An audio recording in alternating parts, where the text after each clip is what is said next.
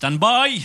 They are off and racing for the King Cup 2017. انطلق كأس سيدي صاحب الجلالة الملك حمد بن عيسى آل خليفة ملك مملكة البحرين حفظه الله ورعاه للجياد المستوردة. ها هي الجياد تمر من أمام المنصة الرئيسية ومن أمام خط النهاية للمرة الأولى. إذن بريشر بوينت هو اللي يتصدر السباق في أول 300 متر، بينما يأتي في المركز الثاني تونو بروكي بقيادة الفارس هاري بنتلي، وبمحاذاة السياج في المركز الثالث هنالك أيضا بيرمونتي بالشعر الأبيض مع الإيطالي أندريا فيلي. فضاء يأتي رابعا، بينما المركز الخامس فالدي سول، وثم يأتي بمحاذاة السياج سمين في المركز السادس، شوغان في المركز السابع، بينما المركز الثامن هنالك واكامي. فيليكس دافيغا في المركز التاسع وبروبوز في المركز العاشر. إذن لا زال بريشر بوينت بطل كأس العيد الوطني لا يزال هو اللي يتحكم بمجريات هذا الشوط، وثم يأتي تونو بروكي من حل خلف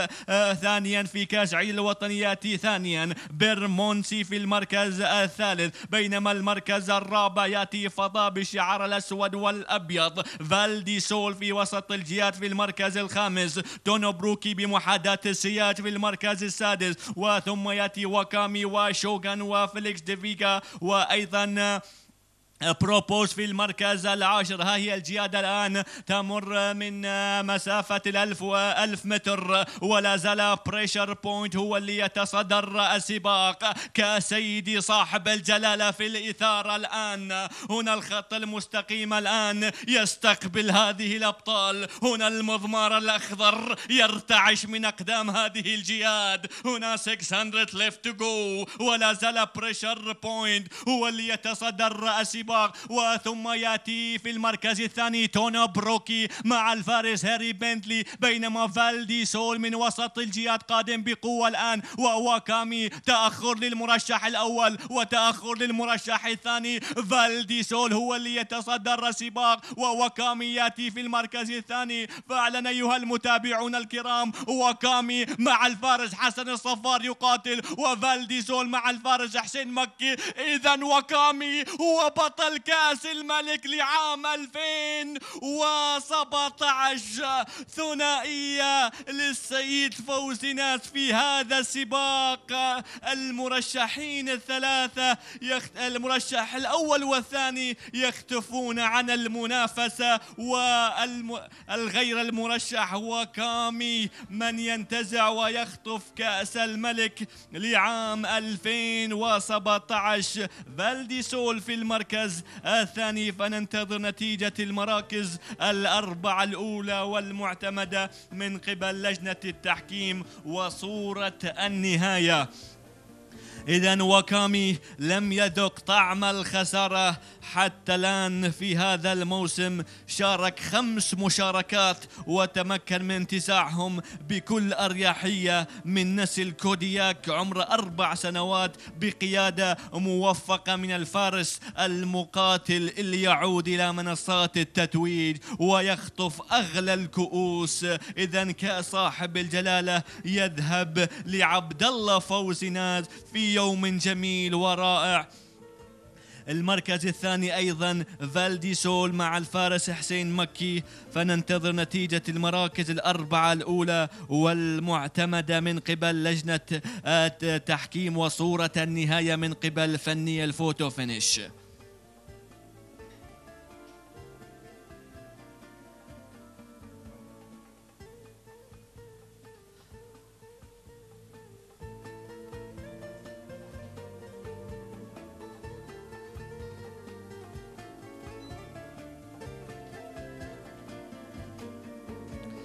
المرشح الثاني شوغان، فيليكس دافيغا في المركز الرابع. حتى الآن ونحن بانتظار نتيجة الشوط السادس والأخير، الفائز فيه واكامي من نسل كودياك بقيادة المقاتل حسن الصفار. المركز الثاني أيضا لعبد الله فوزي ناس.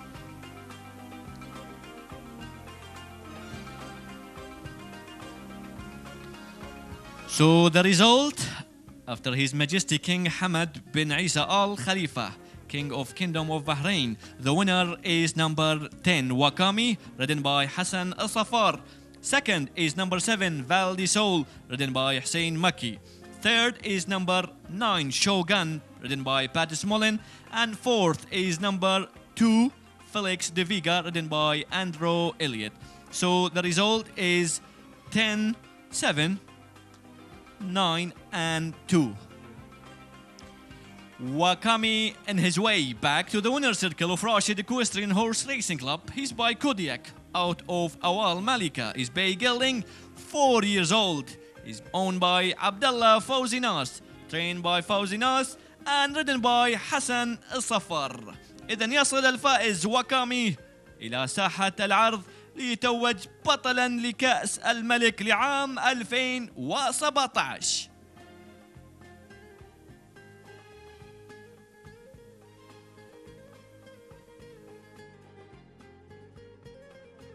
من خلال الشوط الأخير والشوط المثير، يعني انتصار رائع. أوكامي أبطال، والله صراحة أبطال، كان شوط أبطال، وأوكامي فرض نفسه من خلال أداء وأيضا من خلال الفارس حسن الصفار. أمانة الفارس أدى دور كبير وكبير جدا في هذا الانتصار، بالإضافة أيضا للجواد المميز أوكامي. أبو خليفة يفرض نفسه كبطل هاي فوزي عبد الله ناصر العالمي، صراحة يستاهل كل الخير. ابو عبد الله مجتهد، وراشد وين ما راح فوزي عبد الله ناس مبدع الصراحة، وهذا يعني رجل بحريني مخلص ورافع راية البحرين في كل المحافل، يستاهل. البحريني فيه خير، فيه بركة، فيه ركوب، يقدر ينافس، محتاج بس الفرصة.